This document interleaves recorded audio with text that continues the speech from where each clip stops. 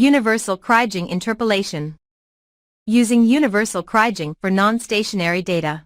The first thing that we are going to do is create the script for the universal Kriging for the first order trend surface. This script is going to be something new that it comes from the 4th geostatistic course. Then to do that one, what we are going to do is go here, click create new R script, and then I'm going to paste what I did already. This script we are going to save with this name, Universal Kriging for the first order trend surface. Then I'm going to cut this one here, cut, save as, and I'm going to put this name over here. Save, and I'm going to remove these two rows over here, delete, and save. This script is pretty similar as the one we use for ordinary Kriging, but I did some modifications to be used for universal Kriging. Then here we have all the parameters for the interface. Then here we have the libraries that we are going to use. This one is for define the models. Then we are going to have two different ways of make the extension of the interpolation area. Then we can use the convex hull. Is this one over here. That's the definition of the grid.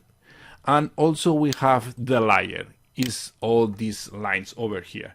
Then we can make the extension of the interpolated area based on the perimeter of the coordinates for the location of the wells, or also we can do the extension of the interpolation area based on the maximum and minimum values.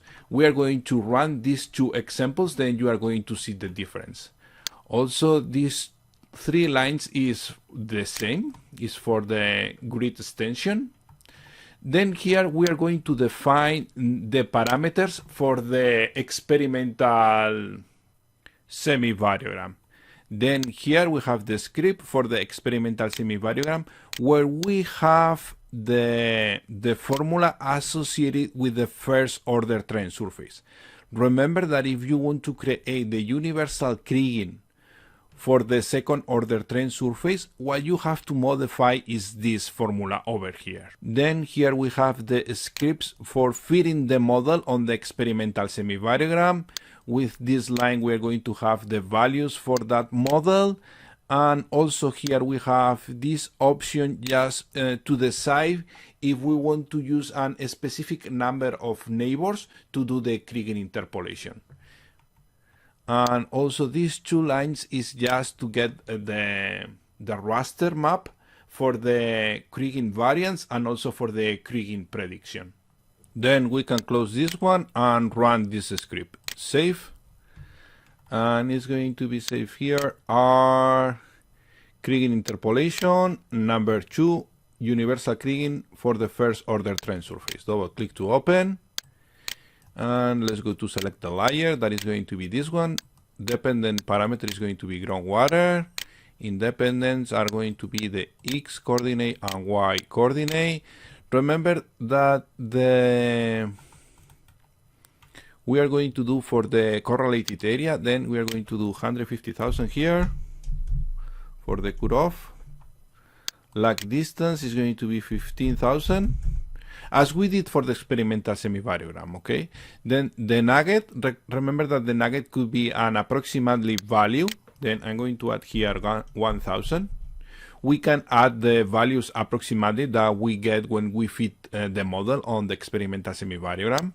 Then it's going to be the spherical model. The range, again, is going to be 150,000. This value is approximately because the model is going to be fit automatic on the data, right? Partial seal 3000,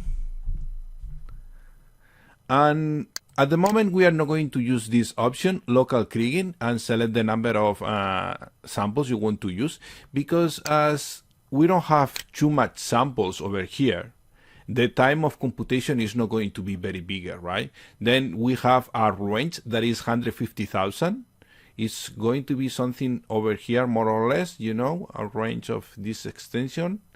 And as you can see, in that range are not going to be a lot of data points. Then the time of computation is going to be very small. Then we don't need to use this restriction, right? We are going to use that one when we have a lot of samples and we want to make the number of samples for the Kriging interpolation to be smaller because we have too much data, right? It's not this case.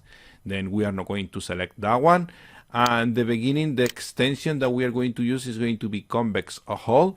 And for the resolution, we are going to use an script. Then here add matrix.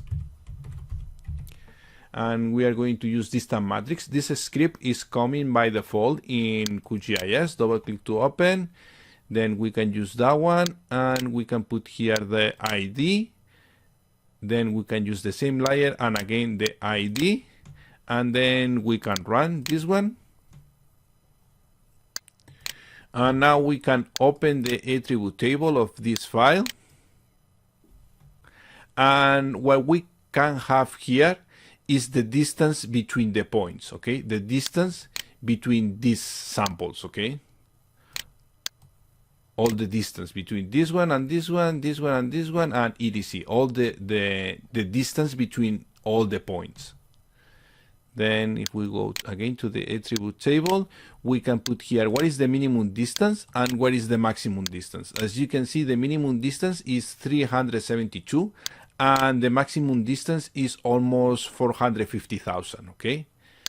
Then what we want to do for the resolution is to have a distance that is bigger than the minimum distance or equal to the minimum distance, but never we are going to put a resolution that is smaller than the minimum distance because we are not going to increase the resolution of the raster.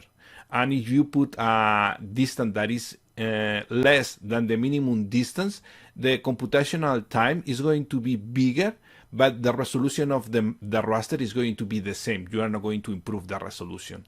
Then in this case, for example, we can put like 2500 that for the pixel resolution. Then it means that each pixel for the raster is going to be 2,500 meters by 2,500 meters.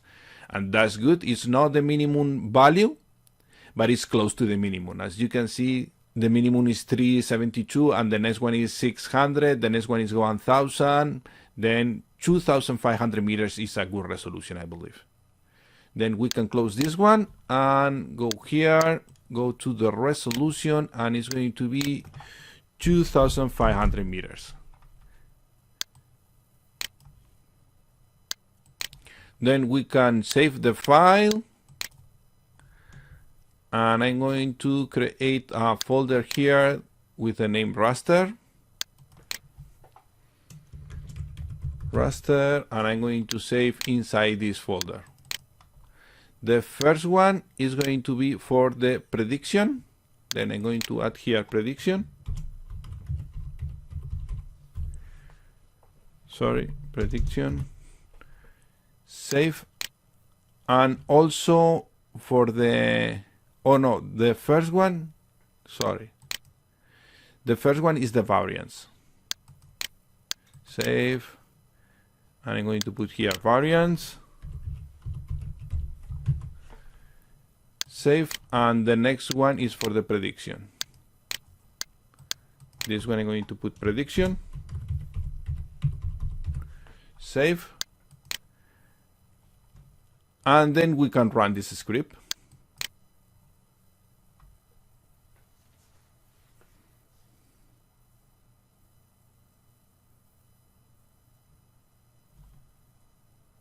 Now we can see what kind of extension we have when we are using the convex hull. Then we can close this one. And that's the extension that we have. As you can see, it's using the external perimeter of the piezometers, okay? Now we can run the same, but using the other type of extension that is going to be the layer. In this case, the computational time is going to be longer. Also, I'm going to remove this one because I want to use the other one, but I want to show you how it looks like the extension, okay? Then I'm going to save this one as a number 1, for example. Save, and this one as a number 2. Save. Here, number 2. Save, and now we can run this one.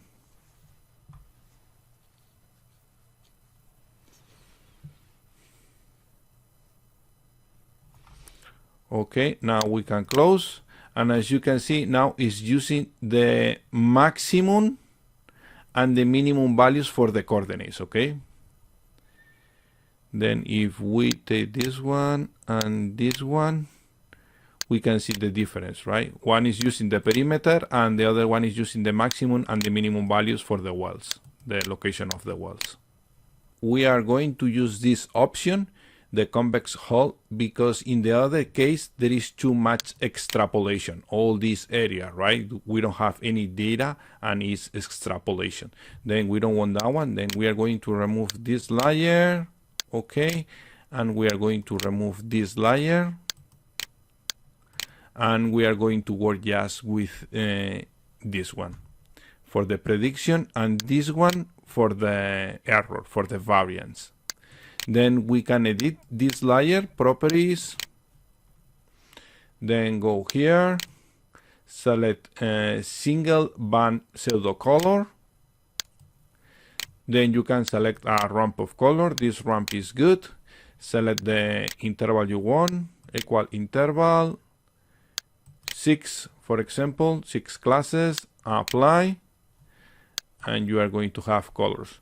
Also, you can change this one, interpolation linear. You can put discrete, apply, and you are going to see the colors separated more clear, right?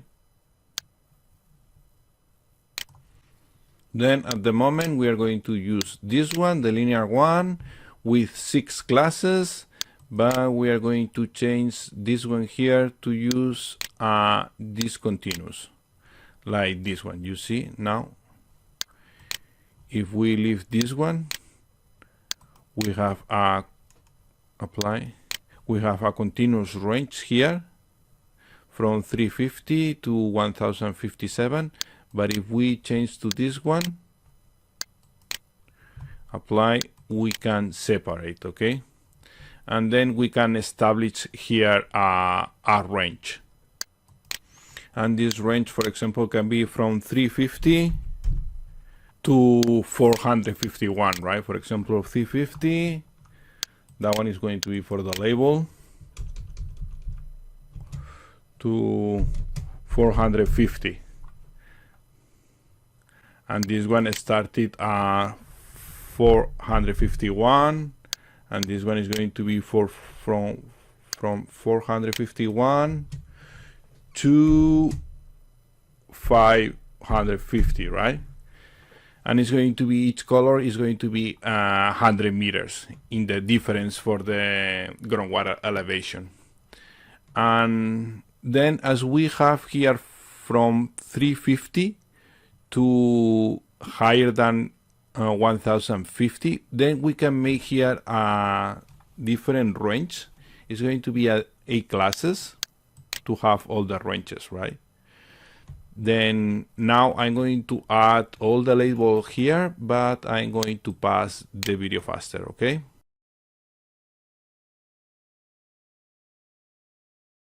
And that's what I did already. I put all the ranges here with the labels, and then apply, and that's the result that we have for the map.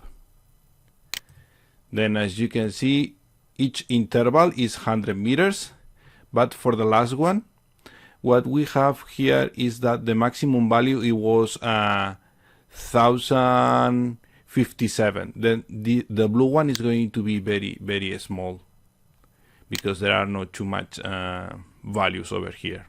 And this one is wrong here because it has to be the other direction, where the values are bigger than 1051. Then for the variance, we can do the same, apply and okay. For the variance, we can choose a ramp here, properties, this one, select any of these ones.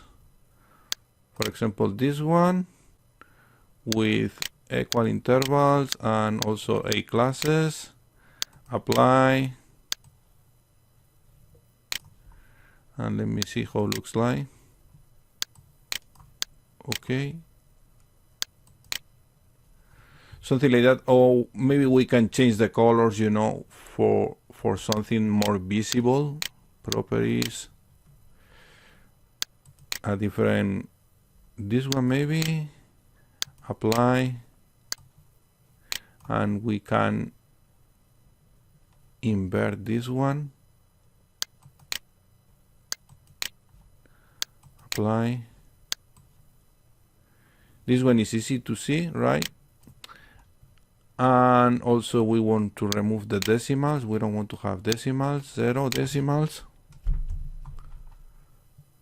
Apply for the label. You see the labels. And also we don't want a continuous bar. We want something discontinuous. Then we can take this one out. Okay. Apply. Something like that is good. And okay. Now we are going to extract the contour lines for the groundwater elevation. Then to do that one, we are going to go to Raster Extraction, Contour. Here we are going to select the prediction layer. Then the band number is good, is this band. Then the interval first is going to be 100 meters. Then we can save here, save the file. Then we can create a folder here. New folder is going to be contour. Then we are going to save inside this folder. And then here is important the save as type. That is going to be a shapefile, okay? Then look for shapefile, select shapefile, contour, shapefile, and this one is going to be 100 meters. Then save, and we can run and close. Then here we have the contour lines for 100 meters. Then also we are going to do the extraction for 20 meters. Then it's going to be the same prediction, but here we are going to add 20 meters. And we are going to save with this name, but 20 meters here. 20 meters. That one, we are going to use these layers for the map edition. Save and run and close. Now we are going to create the map for the groundwater flow direction.